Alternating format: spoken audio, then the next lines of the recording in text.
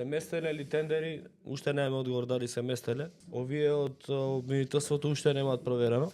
Ова е за тендер да се прави улица во Виница. И вика асфалтната база со интегрирана еколошка дозвола со капацитет не помал од 100 тони на час и оддалеченост од центарот на градот не поголема од 160 км. Виница изdeглавие 160 км. Воздушна линија. Компресор за дување прашина од изгревана површина 1. Контролна лабораторија за технико контролирање и испитување на квалитет за геотехнички работи, градежни материјали, асфалтни и бетонски мешавини. Вика машина за сечење асфалт, асфалтна глодарка, цистерна за емулзија, камиони, кипери со носивост не помала од 18 тони, најмалку 3 так.